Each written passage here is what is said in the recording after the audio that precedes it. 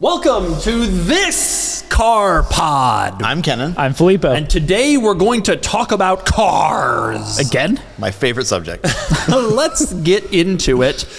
Since we've pre-recorded this episode, we don't have the news, but we do have a lot of wonderful conversation topics, starting with Filippo. Let's hit up with a market report. Yeah, all right. So we've long noted that EVs, especially luxury EVs, have a massive depreciation. Right. Lucids, Taycans, Model S's, etc. Yeah.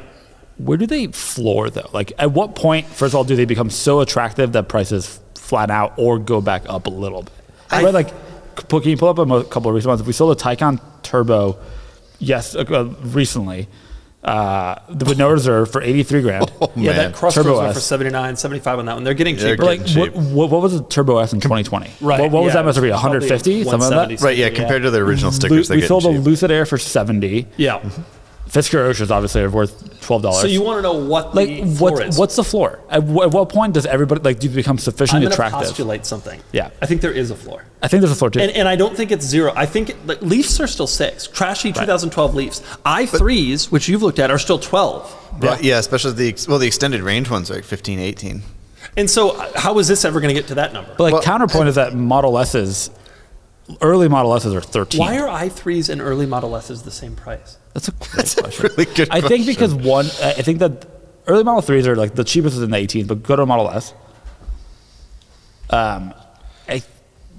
i3 have the range extender engine, most of them. I click on lowest price. Yeah, the i3 had the extent. Yeah, windows are the worth the most, definitely. Yeah, so we've sold some of these for $12,000. That 2013 Model S 60 with its Sequoia green metallic with a third row. 15 to 18 all day buys you. It is interesting. Presumably, these cars are pretty reliable compared to other heavily depreciated used cars. But these are high mile ones. And no i3s are high mile. And they all have the problem with the door handles. But other than, that's true. i3s are all pretty low. Nobody has driven on i3 more than 40,000 miles. Yeah. So the question is there a floor for these super, super nice, like luxury EVs? I mean, of course there has to be. But I also think that one of the things to consider is compared to the Leaf, like these have actual performance and are actually nice. And so I think that the floor is certainly higher. I don't know. It's going to be specific to each car. What do those 500Es cost? Yeah, 10. There's like 10 to 12. So those are still valuable too. So EVs don't ever become free.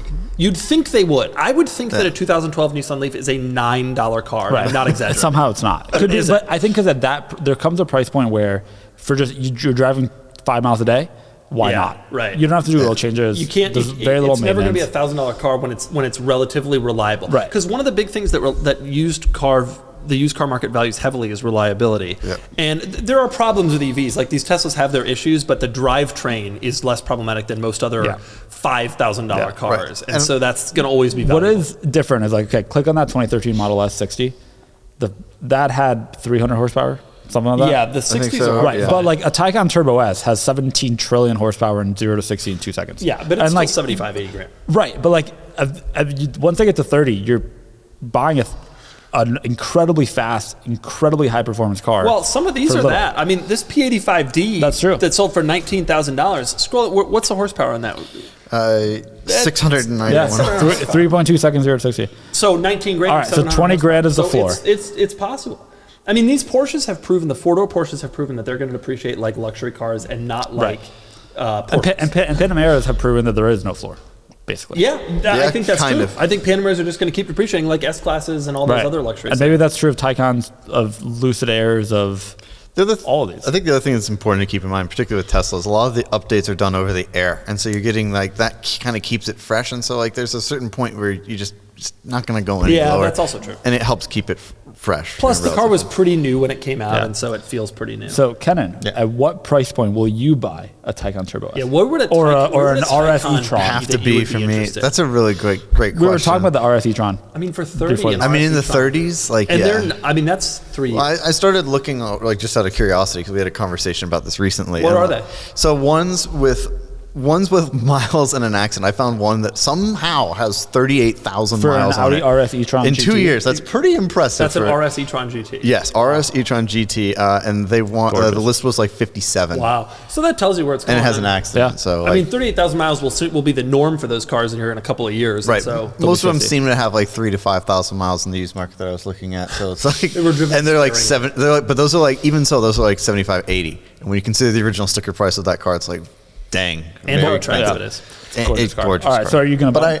But I was thinking about it. It's like I would definitely consider one like in the 30s. I think would be really great. It's like that E39 M5 Boxer Spider. It's a pretty good vehicle solution. I have my kind of classic with the M5. That'd be a great daily as long as it stayed pretty reliable. That's the thing. It's like I would imagine it will be, but who knows? I bet it would be. I bet it would be too. Why wouldn't it be? Yeah. Right. Like tech issues, sure, but whatever. If the infotainment doesn't turn on, who cares? On the subject of fast depreciating thing, here is a market report of a car that is gaining or holding value, which we never talk about anymore. There was a period for 20 and 21 and 22 when every car was gaining value. And it was interesting to talk about what was gaining the most. Where's this You're going? thinking, what car could possibly be gaining value right now? Here is a suggestion.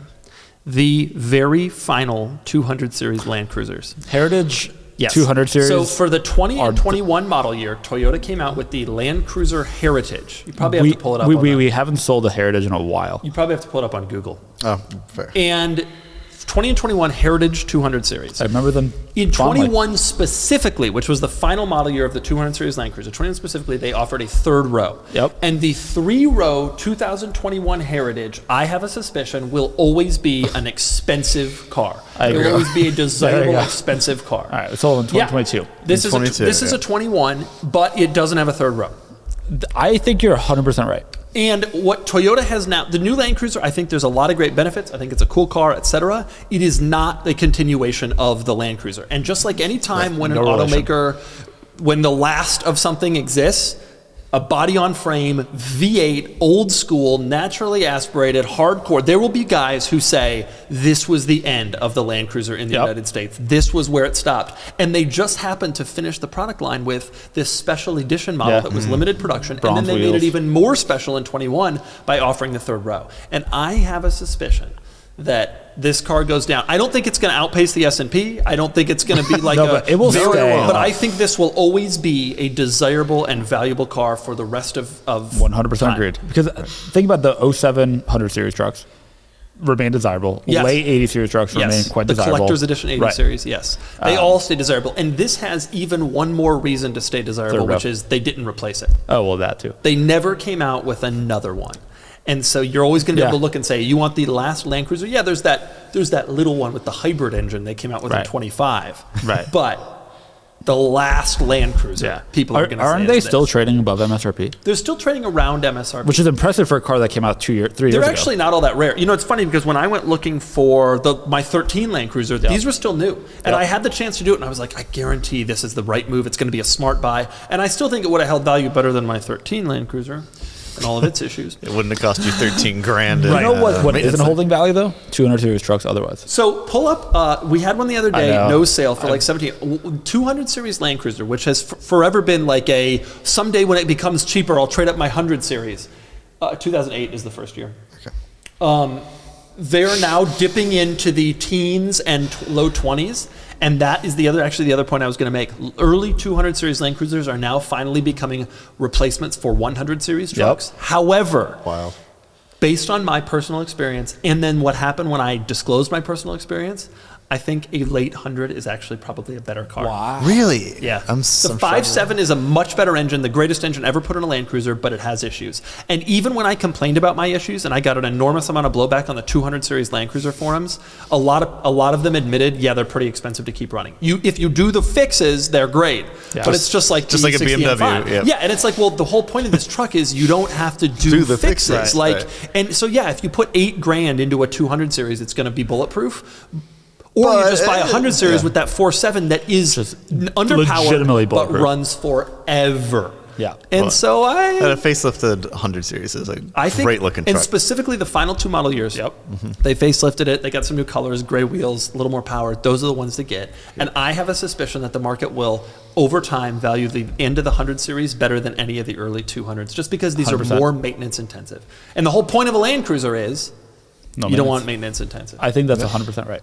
And that's our 200 series market recap for the day. Filippo. Wait, can I ask a quick question?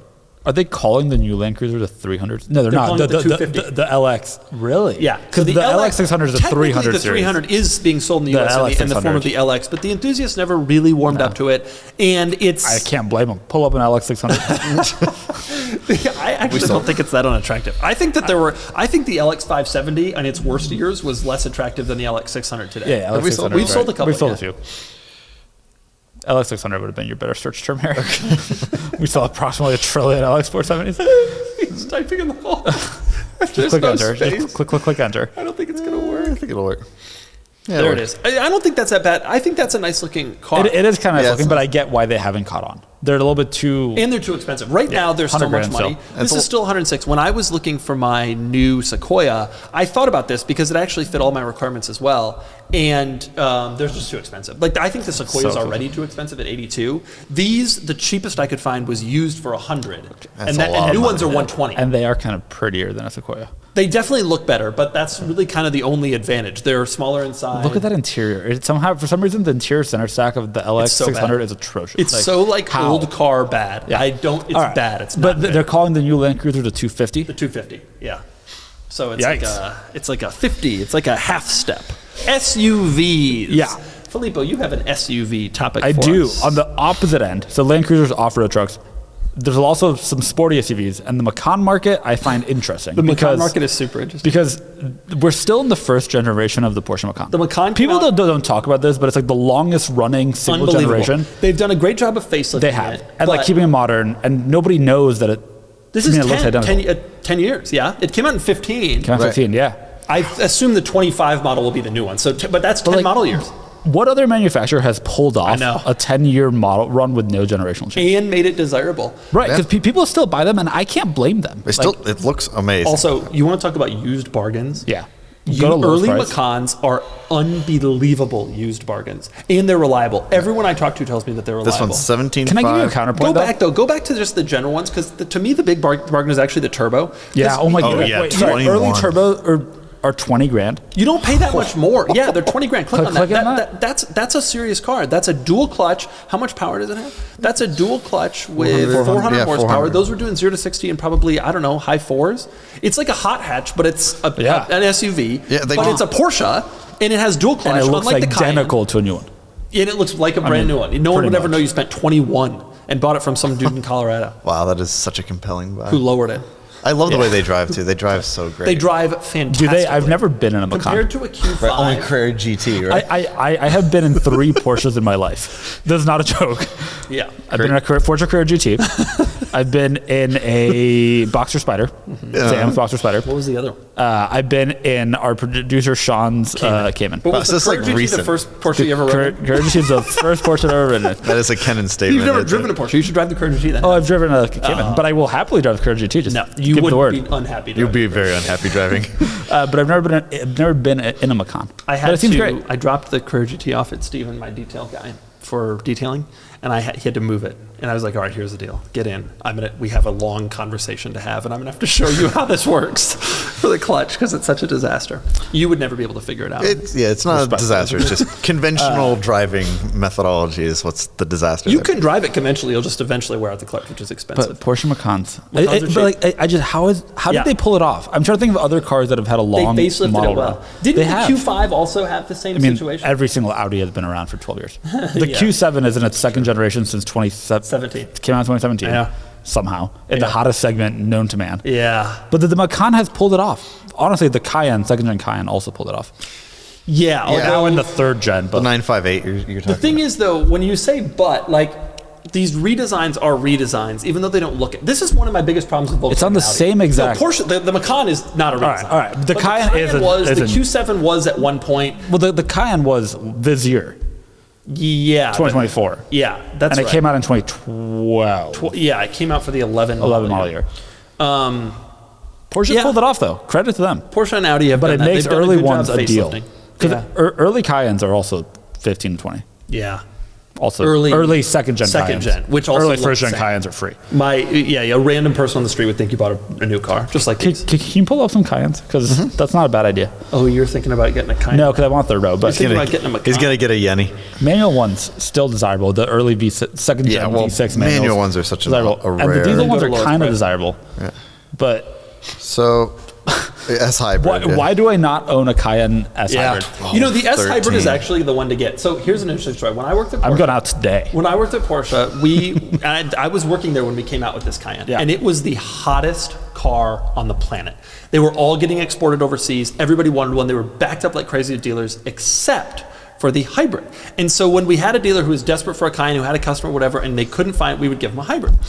Well, the hybrid's actually pretty good. This is the same supercharged V6 from the Audi S4. Okay. And then it just had a hybrid component, but no one wanted it. It's not a plug-in hybrid. It's just a regular old hybrid. And it was the dynamics were fantastic. It was a great car. Why don't I? And this powertrain was mated to Tiptronic, which sucked, but all Cayennes had Tiptronic. So it's not even a drawback in this car. It is in the Panamera. And it had to because for towing, right? All Cayennes have dual clutch couldn't handle because of towing, whereas all Macans have dual clutch because they figured no one was going to really tow big loads with them. Yeah. This is a great car for that kind of money. I mean, for 10? For 10. I paid 10.8 for my M5 back in the day. 140,000 miles. You would screw this up. You would screw this up and buy a super high mileage one for cheap, but for 15 or 18, you can get a really good, like a legitimately good one. A diesel is what you really ought to be looking at. We sold a GTS for 15.5. I would look at a diesel, like a mid-option diesel that has lower miles. One time I drove a diesel like 600 miles on a single tank of gas. That's your dream. Congratulations. I'm too well hydrated for that, but fine. I like the GTS. GTS is a good car. Our friend Nick has one, and he's had that car for a long time now. 4 years, maybe 5 years. Never once had an issue. Look at that. My uncle had a Turbo S. Never had a problem. Totally. Everyone I know has had a second gen Cayenne has never really had issues. What is that red one for 18? That's what you should have bought, Filippo. This is only a couple months ago. Diesel. Base. Red. How many miles is on this? Or lifted? Looks like it's in Virginia. 92,000 miles. This could have been yours. You screwed up. Sure did. You should apologize. Filippo with a Porsche, though. Can you imagine? you go from where you started with your cars, and then you have a Porsche, living in San Diego, killing it. I would love a Cayenne. I think you would like it legitimately. There you go. There's your next car. Okay, so on to our next topic for today, automotive happenings and thoughts in our lives. Kenan, you have a good one for us. Yes. It recently came up. I was having a conversation with somebody else about what makes a car enthusiast. Like, what signals a car enthusiast from someone who's just like tangentially into cars? And I've thought long and hard about this because it's. Oh no! This is going to come out that I'm not a car enthusiast. Isn't no, it? I think the opposite. I think that you are. So I was thinking about what are enthusiasty things? So one thing I think is like a knowledge or understanding of how to drive a manual transmission. I think is like one thing that differentiates a lot of car enthusiasts and it's like a dividing line for a lot of people. I think another thing is like an appreciation of older cars. Like I think you have to have some level of appreciation for the past, and that kind of shows taste. Because anybody could go and get a new car, but if you get something old, it's like, for example, we have an E34 M540i sitting here. Someone shows up in that car, that person has gone out of their way to drive something cool. Or even your A-bars, I think that's in that Okay, vein. cool. So we're kind of 10 years old. 10 years old. Or we're good now. 20 years old. The difference also is someone pulls up in a Huracan, someone pulls up in a Countach. That's the difference. Like the Countach person's like, okay, well, there's somebody who has taste and is clearly an enthusiast. Yeah, I agree. The money. There are to real enthusiasts who are sophisticated. Yeah, there's a sophistication, nuance, understanding you have to have. The non-enthusiasts don't get it. It's interesting. I was having coffee the other day with friends. Our kids were playing and everything, and an F8 pulled up, an F8 Spider. Wow. And they don't know anything about cars, which is whatever. And they said, "Oh, that's like your car." And and I was like, "Yeah, for them it is." But for an enthusiast, when I see a new Ferrari, which I was driving next to an F8 the whole way here, a black F8 Spider the whole way here today at work. And when I see a new Ferrari like that, I just think this person is someone who's got money. I don't think this person is someone who is sophisticated. I don't gatekeep it with specific things like you have to know manuals, you have to have the old stuff, whatever. But I do think when I see a Huracan or McLaren, this person likes cars, they want to go fast, they want to look cool. They're not necessarily an enthusiast. Maybe they are. You'd have to talk to them though. Maybe, yeah. You can tell in the conversation immediately. If they say something that's completely wrong about the cars, like the first thing, or they quote something is just totally wrong. I remember we were at a car meet and a South African guy came up who had an R8 and said that this has a special Huracan V10. It's no, it doesn't, dude. It was like that. There's certain things non-enthusiasts don't realize how quickly a real enthusiast can tell. I can, within 2 minutes conversing with someone, I can tell. And I don't have any qualms or complaints about someone who's only a partial car enthusiast or who only know. But I can, if they're trying to like pretend to be like, they think you can't tell, but you can tell instantly like what level of car enthusiasm they're at. I agree. And to be clear yet again, it's like this also you don't necessarily it doesn't have to be expensive cars necessarily. That's right. It's like, I think also you can appreciate these cars and drive something totally normal. Maybe you can't afford to get to these cars yet. The enthusiasm behind the topic and knowledge of it is what distinguishes you in my mind of a car enthusiast, whether you have money or not. And I think that's what's really important to get. And like you said, you can sniff it out in a second. You can sniff it out in a second if you're a really true enthusiast. But so you have a lot of car knowledge. Yeah, a lot of cars. So I would consider you all day long enthusiast. But I do think that the people who only think of cars as status symbols or who only think of cars as fast, like I'm happy to have a conversation with someone at a gas station when I'm filling up my car. Hey, how much power does it have? That kind of thing. But when you ask me how much power the Countach has, instantly that is kind of a sign for me. Like you probably, if you're thinking in that realm already, it's stuff like that. Like you can definitely tell fairly quickly. Like maybe this, and then you just have to tailor your conversation a little differently. But I don't care about that. But it does annoy me when people pretend. Yeah, it's the faux enthusiast, because they know a car enthusiast is cool, but they don't want to invest the time into like developing the nuance and sophistication to have the conversation. That's exactly it. Remember when we were at Cars and Coffee and that kid came up to me and said, I'm going to start an Instagram that's going to be this hub of car culture in San Diego. And then he said, is that your Lamborghini Countach? Yeah. It's like, huh, well, good luck, dude. And he said it like 4 times too, and eventually I had to be like, "It's actually Countach." Remember this? Wild moment. That was an interesting one, and those happen, and they're always fun to think about later. Yes, it certainly happens. Can I ask a related question? Yeah. What new cars to you say does it maybe actually a car enthusiast? Like seeing just the car itself, or like, especially what expensive new cars? That's an interesting question. What would you if you were an enthusiast that wanted a new car? No, I'm kidding. No, there are cars. 812 is an enthusiast car. Oh, sure. You have to understand, in order to skip over the Roma and the California, which a regular dude in Newport Beach thinks is cool, and actually spend all the money for a V12, and that requires a certain level of like understanding. It's just, and they are also so ludicrously expensive. Now you have to really want the V12 Ferrari thing. And people do understand that with that car. Yeah, it's special. I would say the Boxster Spider actually is a Boxster Spider because it's a Boxster. To my wife, you passed up a 911. And the GT4 RS and all those, like those are actually GT3 RS less so. I think there are people who watch enthusiasts who buy those cars just to flex. But I think GT4 RS, you passed up a 911, you're real. I agree, and again, also stick M3. Manual transmissions are an easy distinguisher. Like these days with new cars, just because they're so rare. Especially the M3 is a great example because the competition is faster, has more, performance. But you really wanted that third pedal to shift gears, and like I know what you're saying without. You don't see that competition underline. I know what's going on. One thing that is surprising to me, driving the Carrera GT, that always is a good indicator of what people are going. Because regular car enthusiasts don't necessarily notice that. You kind of have to be more into cars than you would think. Who never notices that car is people in Camaros, Mustangs, and Challengers. Never.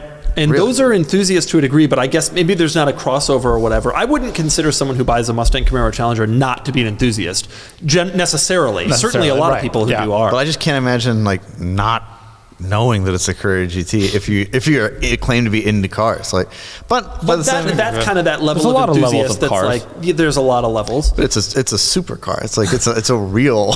It's an icon. I did the other day. It has 996 door handles. 996. I mean, the F50 had a Fiat switchgear in it, I'm sure, but it doesn't take away from the car. I don't look at those. The other day, I passed a Cayman, like a base 987 Cayman on the freeway. And the Carrera GT just flew by. What do you think? What do you think that guy's thinking? That's what I think every time. That's a fast Boxster. My dad had a Carrera. That's my favorite one. People come up to. It's like, my dad. I tweeted today this thing. Porsche sent me a letter. Yeah. Okay. Porsche corporate in Atlanta sent me a letter saying our records indicated it's time for you to service your 911 Carrera GT. And And they actually said 911. And this was not the local dealership that sent this letter. The address is 1 Porsche Drive in Atlanta. It was the corporate headquarters. That's embarrassing. And later in the letter, they again said, I'm sure you take great pride in your 911 Carrera GT. Do you think it's AI they have doing that? Like, it's someone who wasn't there also a photo of a 997 There's a photo Targa? of a 992. Yeah. Oh, a 992? Wow. It's like a red coupe. Like, that's my 911 Carrera GT, I guess. Well, if you work for Porsche corporate, you should pay more attention to your Carrera GT. Are you going to reach out? Needless to say, I will still be servicing the car with Jimmy, as does everyone else. Yep. Isn't that hilarious? Amazing. Wow.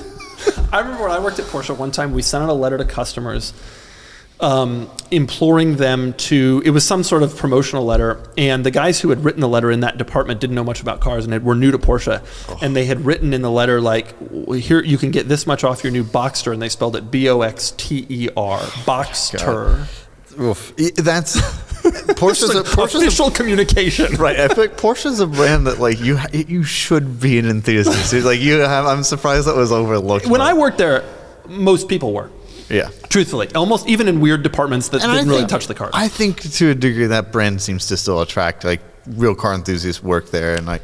Although every time I pass a Cayenne and the Carrera GT and they don't even look, I literally started laughing the other day. I was right in front of a nice Macan, good color, and this woman drives. She doesn't even consider looking at the Carrera GT. I think it's so funny. It's a different. There's like two brands within the brand. Yeah, you know. Yep. Hey, definitely. That's how they've been successful.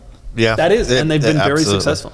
Filippo, helping people choose the right car. Yeah. All right. So I've mentioned this before, but I have friends that are considering getting a new car for the first time. And you and I have talked a lot about other friends that are asking us for advice. Yes. It's so hard to advise the non-car enthusiast on what to buy. Right. Because like if I'm talking to Kenan about what to buy, I'm thinking about what will be fun, what will he enjoy, what is unique. And your recommendation to me will not be the car I want. Sure. But like in general, if it's like an enthusiast person, it's way different than somebody who you know has never thought about cars. Isn't it just so hard not to say if you don't know anything about cars, Toyota Corolla? Like it is. But then like it's just how do you decide? People have the most bizarre requirements. They do. They have the most. For example, they want to drive across the country. They want to have 7 seats. They want to be able to go off road. They need to have good self-driving tech. I solved that problem with my giant. But it's you don't want to misguide them. You know that you will be blamed implicitly for every breakdown they ever have, for any issue that they have. So you got to give them the right advice. Yeah, it's hard. I got hit up for small luxury crossover recommendations, and you just we know, unlike Kenan, we know these cars. What I want to do is just say, look, buy one of these 3. Right, but they need reasons, and then what? The other thing is this happens also. This guy, I've 2 billion YouTube views, and I've driven 10 million cars. Yeah, but my aunt says. Right. My aunt really likes Volvo. So what do you think about Volvo or whatever, you know? Or my sister has a used Q5 she's willing to sell me. What if instead of the 19 new cars we've been discussing for the last 36 minutes, I just buy my sister's 2018 Q5? Yes, is the answer. I can't believe you, someone who values time so much, would even entertain that conversation. At a certain point, got roped. It went longer than I expected. And yeah, it happens a lot. I'm sure it must happen to you guys all the time. Oh, yeah, all the time. You're the car enthusiast. I only associate with car enthusiasts, so it's an easier conversation. Your parents' friends don't, your sister's friends don't call, hey. No, actually, no, because I don't know, maybe they're intimidated because it's like. His family buys exclusively Subarus. Yeah, my your parents don't ask you? I mean. Not really. They went out and like sent me a picture of the Ascent that they bought, and that was like, we got a new car. I'm like, well, all right. Well, he doesn't asking, but I also wouldn't. Yeah. I wouldn't be able to provide any input there. My experience is in exotic cars, so the people just have wild requirements, as you said, and like they weird also cross shop insane things. And they will refuse to go test drive the car to see if they like it. Yeah, you're like, my first advice is, these are a couple cars. Go like look at them. Do you feel comfortable inside? No, time. They will not. Sounds familiar. We told you to do it with the C7. No, that would require Let's go into a dealer and say, can I sit in the Corolla? Go to CarMax, because your local CarMax usually has, of the 8 cars these people are looking at, any CarMax usually has 5, and that's at least a start. Yep. That's what I tell people sometimes. Yep. I have gotten something new today for the friends that I'm helping. One of them, who's like very much an engineer, he has a PhD. He sent me like a spreadsheet of like, this is the true cost of ownership. Consumer Reports says this. If I pay $250 extra in a dock fee, will I make that back? And that I actually appreciate, because data, sure. It's the anecdotal wife's cousin's best friend had a Corolla I agree in with 1980 and hated it. I agree with your general point, but the people who try to work out every last dollar, it's just Tristan, at some point you have spent too much time. You've lost time to this. Right. That It's is not not that worth. important Is $200 over the life of a car gonna really matter? Right. Even if you factor it into your payments, what is $200 over 60 months or 48 months? You know what I've decided the advice is, everybody? Buy a Kia Niro hybrid. Kia Niro hybrid. I'm not joking. I think that's kind of what I've landed on as my decision. Huh. To everybody. Just whatever they ask. I will say that the new Prius answers a lot of questions. I'm thinking about an EV. Yeah. Nah, get a new Prius. I'm thinking about a hatchback. How about a new Prius? You're not I'm thinking wrong. about sleeping in my car. How about a Prius? You're not wrong. New but I Prius think is the a good Kia Niro hybrid choice. is better. I want something attractive. Guess what? Got the solution for you as well. New Prius solves a lot. And honestly, when people come to me, hey, I'm wanting a luxury New Prius. crossover. Do you really need all that, or could you do it in a new Prius? On the subject that you just mentioned, here's one for you. Okay. I don't think that people think enough about depreciation when they're thinking about cars. 100% true. I had a Twitter fight the other day. Oh, God. Yeah, with a fella who said to me... By the way, it's X. Right, X. X.com. But if you go to twitter.com, it still works. Fun fact, by the way, we'll get into this. There was evidence that Twitter has started, if you type into like a tweet, Twitter, it will change that to X. But it's not very smart about how it does that. So if you like do, like, I don't even know, a site that's twittercars.com, it will change that to xcars.com. Right, got it. It just does it. Just does it, which abandon. yields some interesting results. You know, I got my blue check mark back. Oh, wow. Yeah. I didn't pay. Oh, congratulations. But I think they realized it was kind of a failure. And so now people with blue check marks is a hodgepodge of people who paid. Right. And some legacy people from before. And so Are you going to add to your bio, I did not pay for the blue check mark? Honestly, there are so few legitimate people using Twitter anymore, like legitimate people, that it does. I don't really care. All right, what was the debate? Someone said to me that I should have bought like a new range, and I said Oh my God. too expensive. No, yeah, there's someone, you have to be so rich to just eat that depreciation. Right. Like, And instantly 2 or 3 people were like, "You're being disingenuous. You have a Carrera GT." And man, those people. people Yeah. people are just so bad with finances, is what I've learned. Yeah. And don't understand, how could you, to me, I sit there and think, how do you not understand the difference between those two things? But people think, oh, he spent $1 million on that car. That is spent. That is and he could more of course than spend, right, 150, that is yeah. more than spending $250 on a Range Yeah. Rover. So he's lying to me. And I'm thinking, but what they don't understand is like the Ford GT. This is my great example. I paid $225,000 for that car, and I probably put $40,000 into it since I bought it, including taxes and insurance. Yep. Right? So I made that car $265,000. I think it's worth $325,000. It has made $60,000. Okay, a Honda Accord. Yeah. You don't make $60,000 in a Honda Accord. Nope. It has not beaten the stock market or housing or No, anything else. but it hasn't cost you. It hasn't cost. 30 grand. But it has for certain owners. The Carrera GT. Yeah, that's right. The Carrera GT has absolutely made people money. I don't think it's going to make me money. I think its rise has already happened. I think there will be a time when it appreciates in the future, but it's years away. But the point is, though, it's not going to lose. Right. Yeah, exactly. You can't. Yeah, as you've said, quote, I can't afford for it to lose. And like, Right, like so a new full size Range. I saw an S65 How much the is other it? day. Oh my S65 is my dream. That's my dream. Yeah. I want an S65 so that's bad. a solid what? $60,000 in depreciation over the first year. Year at one. least? Yeah, in year one. That's like a 260 car. And I saw one the other day, and I told my wife, like, I want this car so bad. She said, why don't you get it? I'm like, I can't afford that. You don't understand. Like, that car, I think in 3 years loses $180,000 in value. Easily. Probably. And I can't, that's insane. Yeah. Because it's just lit on fire, gone. It's Gone. depreciation is the cost that nobody feels until you go to sell the car. Yeah. That's the one. Like people feel maintenance, you feel, whatever, but that's the hidden one. So you want to know why I drive around in a used station wagon that was $60,000? I can't believe you're still leaning to this being used. It was A year old. But it wasn't. But it wasn't new. It You're wasn't right. what I really want. It was under MSRP. What I really want is an S65 for $280. That's what I want. Like I want to drive around in that. That's cool. It would be cool. I agree. But it's cool. It's never going to. No, occur. of course not. But you could buy a 3-year-old one for $50. Even those, if you look though, this is the thing that really annoys me. Even 3-year-old ones are like still $130, and then I sit there and they're think, going to keep depreciating. That thing is going to be $20 when I'm done with it because I'll keep it 5 years. The flip side of what we were saying about EVs earlier, which is they will be $30. The Taycan Turbo S. Somebody paid $170 for that. Yeah, Yeah. Probably. Or Lucid is probably an even better example. Like they're just crazy expensive, and now they are not. And they're giving huge incentives, but it's still not enough to I mean, you're still going to get destroyed in depreciation. And there are, of course, benefits to buying new. Obviously, there's some financing benefits, warranty benefits, maintenance plan benefits, whatever. Yeah, I think, but if I think the approach to that is if a car is really expensive and you know, like based on trajectory, it's going to lose an incredible amount of value, then leasing it makes a whole lot of sense. Or certified pre-owned. The day that certified pre-owned came out was the day that I stopped buying new cars. Yeah.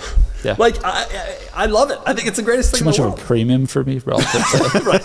He's still not willing to do that, but you get my point. I wouldn't want to lose that extra value. If it's $5,000 more, I'm going to lose that $5,000. When I was looking for CPO cars, I never was able to really identify that like it's an actual added It depends premium. on the car. It seems to be about what it should cost anyway. Because you're looking at cars that aren't available. E450 all-terrain. For example, because they've sold 3 in the last year. I just think it is so interesting to me that people are so bad with money when they think of it that way. Like and part of it could be that I now have a lot of money, but when I don't think about the purchase price that much. Yeah. I think about what is the total cost of ownership for this vehicle. That's what I'm thinking about. Exactly. I see people's perspective on the barrier to entry is much higher. But yeah, it's you have to just think beyond that in terms of actual what are you cost. actually going to spend? And the best way to do it is like cost per mile is like I think is a really good one for how much you use a car to determine cost. But yeah, it's depreciation. That said, there is very much a balance because if you go too much to avoiding depreciation, you end up with incredibly bad cars. And I've had that thought. So you got to accept that you will lose some money for on your car. years. Even well into my Ford GT ownership, I had a $40,000 cap on cars daily driver cars. Man, $40,000. When was the last time you bought a car for under $40,000? Right, A class, and and so.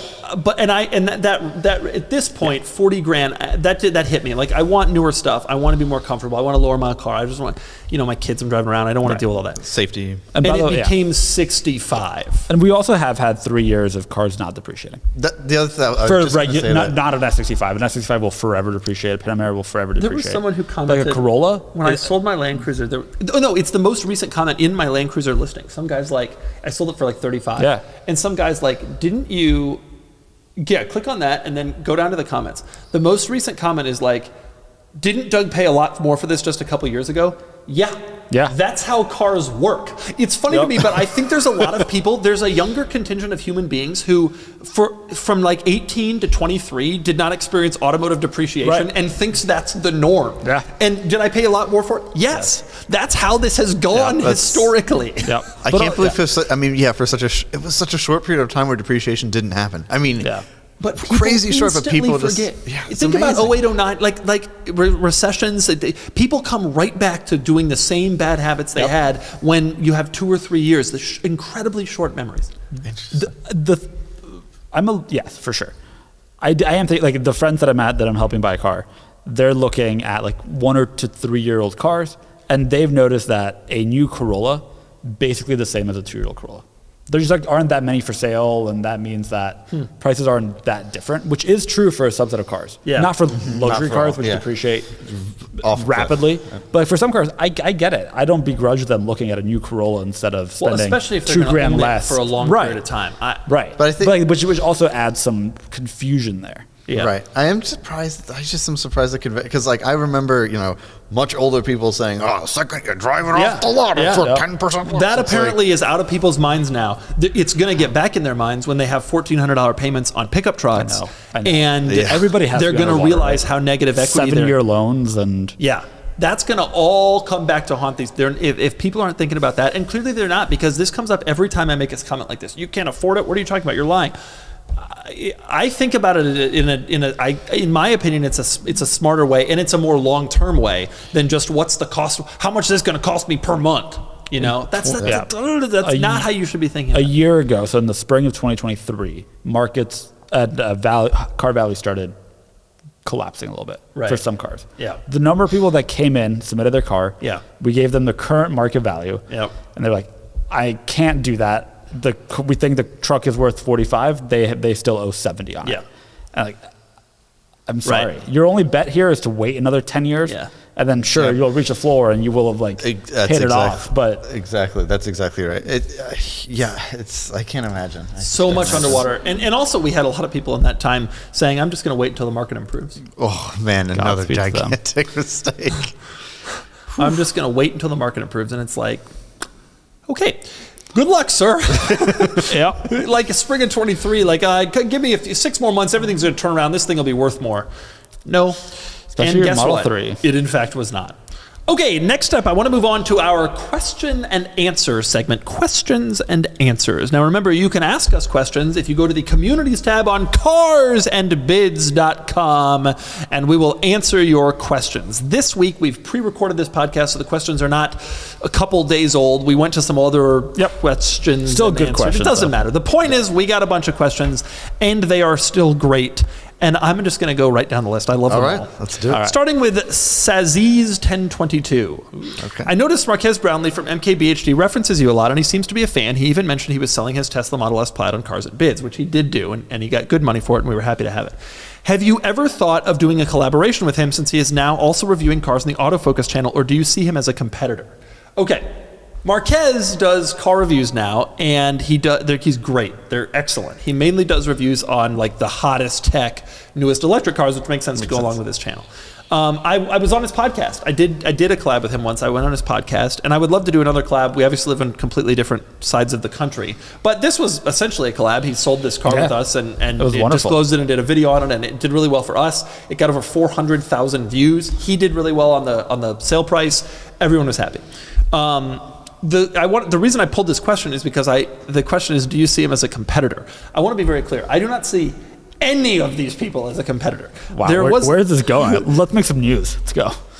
There was a time when I did, but I launched the business, Cars and Bids, and it kind of reframed my outlook about the YouTube channel. And so now I try to just be super positive and supportive to all of my YouTube channel car YouTuber compatriots. And so like Throttle House, I love. Rady's Rides guy, I love. Straight Pipes, I love. I met Matt Watson, he's awesome. I don't see any of them as competitors, at least in my mind. You're friends with so many of them. Who was here in the studio the other day.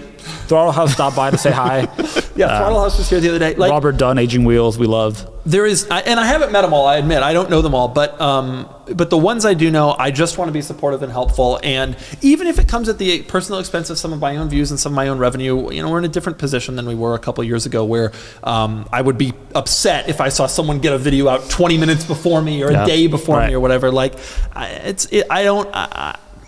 I wish them all well, and I really want them all to succeed. And also, I've never felt that it was a zero-sum thing. Yeah. I've never felt that like me succeeding means Throttle House not succeed. I think people watch both and can watch both, and I think that's totally fine. So watch them all the time. I just go down the list and watch everybody's videos. I'm taking an elder statesman role. I like it. Yes. As I get older, and a lot of these people do come to me and ask questions and like, what are your thoughts on this or that? And I will give them now completely honest, realistic, correct feedback as I know it, even if it means they get more views than me on whatever. Yep. Totally chill. Can I also say about Marques Brownlee, like, it's so cool to watch him like learn about cars and like explore car enthusiasm. And when he got his Turbo S, I'm like, good for him. Like, he's really learning like the nuances of cars. It's just fun to watch someone go through that process and like be interested and enthusiastic about it. He is also, it's worth pointing out, like just a really stand-up guy and really high quality person and a high quality worker. And I like people like that a lot. And we may all look like kind of idiots, or some of us may. I know I do. But to get to the level where he is or I am on YouTube, it's challenging and requires some real dedication and effort, and he is that type of person. I watch a lot of NKBHG's content across their YouTube channels, and I listen to their podcast. I think it's the only podcast that I listen to regularly. Legitimately. Sorry, I'm part of this one. I don't listen to it. I think they're great, and I also look to what NKBHG does as a company. Yeah. Because they're not that dissimilar size from Cars and Bids. Yeah. They're doing great content. Yeah. All of it's fascinating to see what other folks are doing. And by the way, of all the people, even if there were people I considered competitors, Marques, I mean, he's mostly a tech reviewer, and I think he does a great job reviewing the tech cars, but I don't think he's ever going to leave his career to start reviewing. I mean, I just shot a Saab 9.3 Vigan. I don't think we're going to see that on the Marques Brownlee channel anytime soon. But Marques, if you want to come here and review that, say 9.3 Vigan. Okay, next question from 208 GMC Sierra. Not 2008, but 208. 208. When will Doug be reviewing the Ferrari SUV? Kenan, what's it called? The Pro Segway, I believe no. so it's pronounced. Filippo? Puro sangue. Oh, God. Great, thank you. The puro so song. different. No, I would never have known what I was talking about. was wrong. Right, impossible. The answer Pure is blood, I don't as they know. say, which I thought was not an acceptable term. Apparently, it was supposed to Which come is for out. Ferrari. While they speak, I'll answer the question. Apparently, it was supposed to come out in the spring, and here we are in April, or May as you're watching this, and it still is not here. Yeah. It's been out in Europe since, I don't know, the Romney-Obama. And I saw it at Pebble Beach, saw him driving around. It's around. It's no problem. On sale many other places. Been reviewed all over the internet. They are starting deliveries to customers, though. There are a couple of people I know who have gotten them, I think, and my uncle is slated to get one at some stage. I would love to be a part of this, but I've been emailing the Ferrari PR guy, and he doesn't have a press car yet. And typically, I with Ferrari, I work with their PR people, but typically there's a couple of people who I work with who actually get me the cars before the PR firm gets them, or before Ferrari PR gets them as press cars. And I suspect that will be the case here, but it's still not here yet. So I'm excited to review it. Yeah, I have a hunch you're gonna. I suspect you'll love it. I mean, there's just nothing else like it. I think it's heinous. But this is deep in Doug's loving it wheelhouse. Yeah. Yeah, I mean, V12 SUV. I think we'll have this. What's not to like? This is excellent. Well, it is heinous. I don't think it's heinous. Yeah, but personally, I don't think Have it's you that looked ugly. at it, or maybe you haven't looked at it yet? I've seen it in person, and I don't. People say it's like, oh, it looks like the Mazda CX, whatever. Whatever that is. I know what the Ferrari is, but I don't know. I just don't think. Kenneth's only the pure blood. Yeah, there it is. I don't think it looks like that Mazda at all. I think that's a stupid meme. But it is heinous. I don't even know what Mazda they mean based on the photo, to be honest. Like, why is the front end so 630? long? Is that what they- You know why It's it's long? UX. It does. I'll tell you. You know why it's long? I'll tell you why it's long, because there's a 6.5 liter V12 under there. That's true. Is there also a V8? There's a V8 coming. Yeah, Coming. they're going to do V8, and I wouldn't be surprised if a V6 hybrid eventually for other markets. But they wanted to start with a V12 to like They should. And do it. the general and they did. thinking is that the V8 will eventually just straight replace the V12, Yeah. and so maybe there will only ever be the Lexus UX V12 for only a little bit. But they had to do it. I mean, it's heinous from that angle. I will say from this angle, it looks kind of cool. This I don't rear think it's heinous, but you generally are into unattractive vehicles. What? It's just wow, that's back me up. What? What do you think? Generally, of the 08 well, I Honda mean, yeah, Accord? you do love the G Cabriolet, which is famously No, the G It's Cabriolet great. is pretty. It's Oh, great. okay. Okay, He's insane. Okay, well, there you go. You've negated not anything. pretty. Yeah. It's not pretty, Lost but all it is credibility. Actually, a stupid person. It is iconic. I know. I just don't think. I personally don't dislike the way it looks, No, and I also yeah. think it's just so special and should be celebrated. That when the should be celebrated when, what, when the Kenneth? Urus came out, or however you pronounce it. No, that was that. Urus. That was not Italian.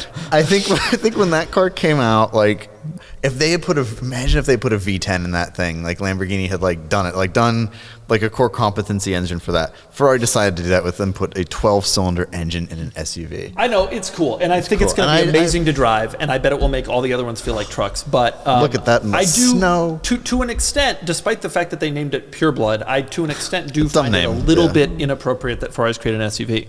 I will never. Were you saying I'm a that about purist. Porsche and No, I was fine.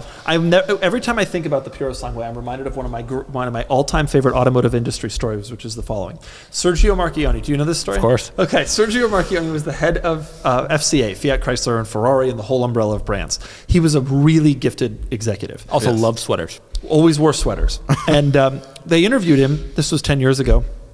When will Ferrari make an SUV? Because everyone else was.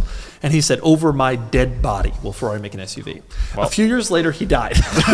And here we have. Also, it is the first production four-door Ferrari. There has never been a four-door Ferrari before this. They conceptualized in the 1980s, but never built one. They said, I think Luca de Montezemolo even said, if Ferrari makes a car with four doors, we are no longer Ferrari. Well, there we are. Over Luca's dead body. Meanwhile, he's on a beach somewhere. Yeah, he's Pull doing up great. the four-door Ferrari, though, that we know and love, since we're on a little tangent here. Yeah, what was it called? It's the Venice. Oh yeah, yeah. There. Look at that now. If I would sell Filippo for that car. If the owner of this car came to me and said, 4, 5, 6, "I'll do it if you give me the Italian one," I would be like, "Yeah." Wouldn't even begrudge it. Totally I get mean, it. yeah, worth it to kill. Can I Filippo. be in it once? No. Oh. Well, Okay. it's so long we could put your casket in it to take you to the cemetery. You think he'd kill him? I think he was just gonna. Okay, let's move on. On the subject of ugly, this is our next question, and it comes from goodness. GR Innova. Do you think that big nose BMWs, the M34, XM, iX, X7, i7, etc., really don't look as bad, or is the new looks just being normalized, as in looking at them so often they become Your the new favorite normal thing? topic. Go for it. Yep. Go for it. We've normalized. Okay, let me. All I'm going to say is this: and then you guys can answer. Pull up the 2005 Audi A8. You can go on I the remember when that car came out. You can go on the The site. grill is gigantic. Okay, so the 2005 Audi A8, I will never forget when this car came out. Yeah, We'll just search for all. Actually, it doesn't matter. No, it doesn't matter. Oh, six. But you got to pull right up this one right here. This Yep. one right here. So this Wow, car, also, I will what a car never for forget 16 when grand. this car came out with Yep. that grille. And then the A6 came out after it with Yes. that same design. People absolutely lost it. They said this is the ugliest thing they've ever seen in their entire lives. I can't believe Audi's doing this whole giant grille. It is absolutely embarrassing that Audi would do this. I mean, people lost their minds. And now it looks kind of normal. And so Well, that's because my contribution. Lexus went maybe a little bit too far. So you're saying we've normalized the way that the G80 looks. I just think Yeah, like, I think we have. you Also, by the eventually way, get used to basically everything. I gotta be honest, even as the resident BMW look purist, at that Isle of Man green. That looks good. it never bothered me that much. Like I understand like it's supposed to harken back to like the original 328 from like the 1930s and like BMW's heritage from way back when all of their cars had these gigantic grills because they needed to because the radiators were big. It's just it's just never bothered me. I don't really know why. I can't really give like an answer. I haven't normalized asked it. this question. Yeah, because we like it. Have you seen a BMW iX? The iX is so cool. No, the Whenever I iX see is an not. iX, I turn my head and look. Whereas when I see a Q8 e-tron, I laugh at the person driving. Was there an iX facelift? Interesting. No. No, it's pretty This is new to how it's always facelift it.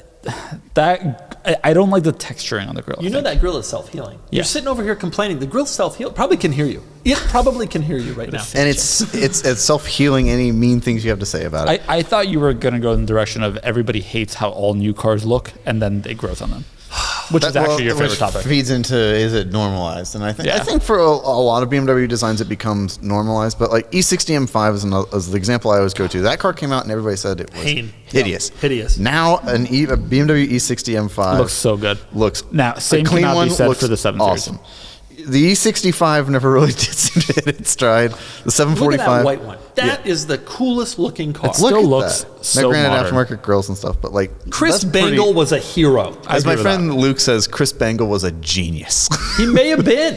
He may have been. He was From Ohio, right? He was Yeah, from Ohio. from Ohio. The E65 and E60, whatever the coupe was, were heinous E63, cars. E64. But this is so beautiful. Yep. Maybe not beautiful, but really well it done. is gorgeous. But it looks I think modern the still. Z4, it The looks Z4 modern is pretty. still. The I love Z4. your car, but this car looks like it's 10 years after Well, your yeah, car, my even car- though it was 1 year after your car. Like it's wild. The Right. Z4 does look great. The Bengal Z4, which is Yeah. that one, this one, whichever, is a great looking car. Also, Agreed. putting the BMW logo on the turn signal on the side. Well, not only Genius. that, this is my favorite part of this design. My friend Jeff taught me this. This is the Z. That's the 4. That's part of the design. So it says Did you Z4 know that? on the side. So you've got missing the- so you've I got see the Z Z, I'm here, missing the 4. and there's the Oh, 4. no, I don't believe that. Z4. Well, okay. See, that's something you make up. It's like when people overanalyze literature. No, let's well, okay. Why else would there be a giant? He's probably right, though. He's right. I believe it's also in BMW press literature that says that, but Filippo still thinks it's wrong. This is still the best looking Z4. Yeah. Well, the one Yup, that came out. I'm going out there and saying Hasn't gotten better. I agree with you. And you know what? I think Actually, I don't hate the this one. but this was a this was a bad car, so it was okay looking, but it was like only. Never did an M It version. wasn't of it. actually a it's bad only car. good looking in the right colors, but Well, some of us still want a Z4M. Like at some point. this, man, that's Yeah, actually that- looking really nice. which is the same car, by the way. It is. This was not a bad car. It was just a softer Z4. There's Yeah. no doubt than the original, which maybe was I do a love little how the original Z4 looks. It's also it came out in 04. Looks so much newer than that. Okay, so the answer to this question is, truthfully, we're the wrong people to ask. None of us 03, really hate these 03, I grills. apologize. And it's kind of a I blend of the didn't two. hate it to begin with, and yeah, maybe you I don't think the normalize it. iX looks good. But I feel I have not normalized the way the M3 looks. I just liked it from when it came out, personally. Same. And I still like it now. Next question from Michael of the Month. There has been little talk about GMA. Not here. You talked to him. Ugh, greatest car ever. I stayed like Can you an describe extra for the 4 hours. 99.9%? He's just gonna give us the the- 99.9% of listeners that have no idea what GMA is. Gordon Murray Automotive. I know. Gordon I need Murray you to define it for the Academy. people. Good Morning Yes, America. the T50. So, yeah. Anyway, what's the question? Is, what are your thoughts about the excitement level for the T50 and T33? It is low. So go ahead and take it away, Kenan, since this is your favorite topic. I'll give you 40 seconds of monologue. Okay, well, thinking about cars that are special, that car, everything about it is special. I personally don't love the way it looks. The rear, I think, is like kind of challenging. The T33 looks great. The T50 not I think so much. it's T.33. Nice. You wouldn't know it if it ran you over anyway. You could not tell me the difference. I'm not convinced they exist. But in a 12-cylinder engine, it revs like crazy, beautiful attention to detail, manual transmissions only.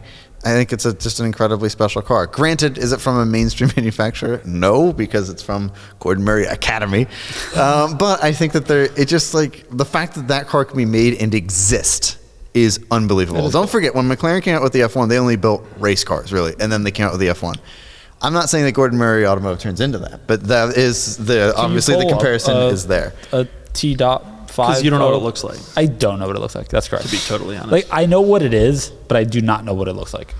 Can I ask you a question, Kenan? Because I've never really understood. Oh, okay. There it is. Can I ask you really does look like the F1 there. Yep. Can you explain to me something? Yes. Gordon Murray designed the McLaren F1, right? Yes. Who is Peter Stevens? He also worked on the project, and Gordon Murray goes out of his way not to mention Peter Stevens. And it will disavow that he had anything to do with the project, although he had also a lot to do with the project. Gordon Murray headed the project, I believe, and Peter Stevens was one of the engineers on the project. I believe that's how it worked. But Gordon Murray is mostly associated with the car as it was his project, and he was also the director of the F1 team and was brought on to, in an airport, he and Ron Dennis and a couple of McLaren executives thought about putting this car together, a road car, and what it would look like, and he sketched it out, and then Gordon Murray kind of made it happen. Gordon Murray is also just a famed designer. So can I tell you what other car Peter Stevens designed that might surprise you? Sure. Rivian R1T and R1S. I don't know. He was briefly the director of design over at Rivian. But he maybe didn't design that either. So we don't know what he designed. No. Because we don't know if he's part of When is the T.33, T.50 coming out, becoming available to consumers? They're delivering to customers now. I believe Really? there are a couple of people who have T50s. In the U.S.? Well, it'll be show display here. Okay. The interesting part of the question is, what do you think about the excitement level for these cars? And I'm actually surprised that he says there's been little talk about them. I feel like I can't escape talk about them. Yeah, everybody's talking about them. Oh, if you go on the supercar things, this is the greatest car ever made. And it's like, hon, the Carrera GT exists. I've actually been a little anxious about the GMA, whatever it's called, Gordon Murray Academy, because it's the Carrera GT is the pinnacle. And I thought that was going to be the end. And now, somebody else made a manual supercar again. Well, it's not just that. There were other manual supercars, but the Carrera GT was the greatest driving. And now Gordon Murray Academy is here. Right. And what's going on? Well, I don't think that there's not excitement around the car. Like, it's also like they did a video series from when it was announced in concept form. 17 years ago. No, this was like in 2020. Wow, and then is that when it was announced? Yeah, it legitimately feels like. And then they also did video series on every level, okay, we're testing. Here's this mule. But here's also, what we're doing. I feel like I'm on road Instagram. testing. I will say there's been a little less talk than I expected at this point, but I think it's because not that many cars have been delivered. But people are still like very excited about these cars. Interesting. Yeah, they also sold all of them very quickly, and I think that. For people who loved the McLaren F1, and maybe we were kids when it came out and just went into it, and made a lot of money and were very successful and worked really hard, here's your chance to get the modern day F1. Yeah, it's still $3 million. Right. Will it be, now you've argued, will it be regarded the same way? I don't know. The McLaren F1 had the Le Mans history also, The McLaren F1 was this crazy combination of things. It was also the fastest car in the world, which by the way, I own a car that was the fastest in the world as well. I own the fastest four-door car in the world at the time when it came out. So. Okay, that's not something. GMA also? Well, also your car was for a year was the fastest. And by the way, what year was it? 83, the year of mine.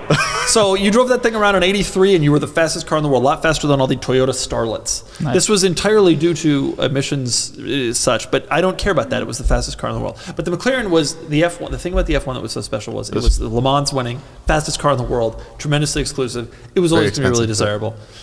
Even though it uses the Teledesign Columbus engine they had to borrow from that minivan. This car, This car doesn't have the pedigree, but it's going to be amazing to drive and has a fan on the back. Yeah. Curious what happens when you eventually do one, because you will, I would imagine, at some stage, and you'll drive it, and I'll be curious what you think. Yeah, several people have told me that I know have told me they have. Nice. Didn't GMA make a like city car at one point? Yeah, Gordon Murray. Yeah, Talking about Gem. No, I'm talking about Gordon Murray's company. Weren't they briefly into like weird? They made some odd cars. They did, because Gordon Murray Automotive is the T27. Right, or T25. Sure. Yeah. So there was the T50 is all of his projects are. T33 is a supercar. The T25 is a one-seater for driving around Monaco. What's different is that this does have the period. The T27 did not. Wow, and it even has McLaren F1 doors. XP1, baby. XP1. Yeah, Gordon Murray Automotive doesn't do just supercars. They design other stuff too. Boy, do they. And as we look at this thing with 11-inch steel wheels and tires as wide as a laptop screen, we definitely agree. Well, some of us feel they should probably stick to supercars. Some of us feel they should stick to supercars. But nonetheless. Yikes on a stick. Okay. But no, I think there is excitement around the car, and I think that it's just, they just aren't around yet. You don't see them. So I have two more questions. They're going to be very quick. Two more questions. Number one from 4G Eclipse. Doug, why did you stop breaking down each Doug score category? Great question. The answer is people don't have the attention span. I don't know if you've noticed 4G Eclipse, but TikTok is here, and people are watching videos that are 19 seconds long. Not getting into it. I kind of miss it. So now things have gotten. We had to be a little bit quicker. Last question is: you don't agree with all this? No, I agree with that. I kind of liked it because you seconds long part. I have qualms about, but that's fine. I liked it because sometimes you give like your reasoning on why it had the score. Totally, yeah. Like, way more was info. a minute and a half of dead screen, and people didn't like that. And it's not they didn't like it. Like it became clear to me, like people's attention spans are getting shorter. I got to make these videos. So it's what you end up with is videos about the same length, but you have a little bit more content and a little bit less analysis. And I'm not in love with it either. But this is those videos.